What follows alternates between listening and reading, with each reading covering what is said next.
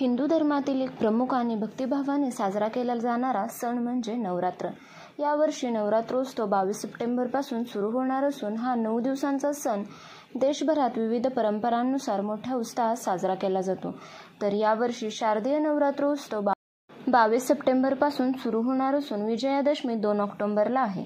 नवरात्रोत्सव हा हिंदू धर्मातील अत्यंत श्रद्धेने आणि भक्तिभावाने साजरा केला जाणारा सण आहे।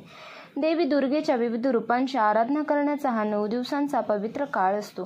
प्राचीन ग्रंथांनुसार देवी दुर्गेचे आगमन व प्रस्थान कोणत्या वाहनावरून होते यावरून त्या वर्षातील घटनांचा आणि सामाजिक परिस्थितीचा अंदाज लावला जातो। श्रीमद देवी भागवत या ग्रंथात याचा उल्लेख मिळतो।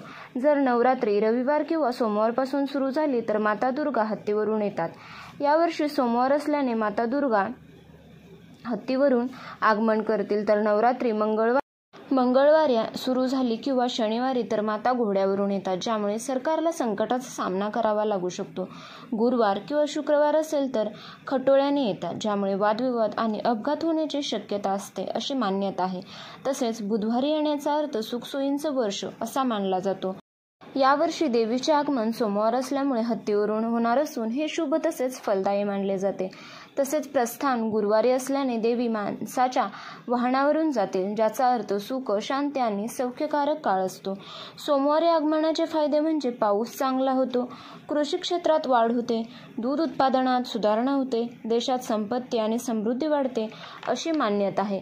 तसेच प्रस्थान हे रविवार किंवा सोमवार असेल तर माता म्हैसेवरून म्हणजेच म्हैसीवरून प्रस्थान करतात, ज्यामुळे शोक किंवा दुःख येते।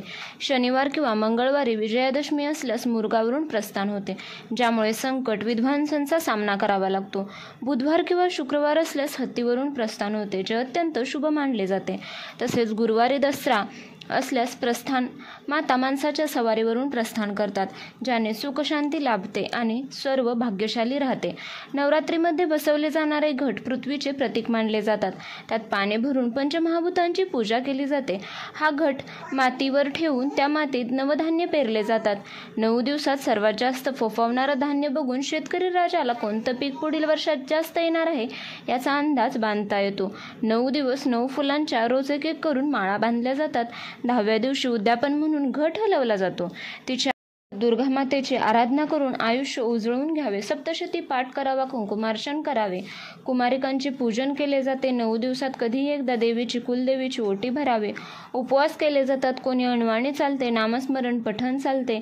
तर अशा प्रकारे प्रत्येकजण आपल्या भक्तीने, श्रद्धेने देवीची आराधना, उपासना करतो आणि नवरात्रीमध्ये हवे तेवढे पुण्य आपल्या पदरात घेतो। तर अशा प्रकारे नवरात्रोत्सव साजरा केला जातो।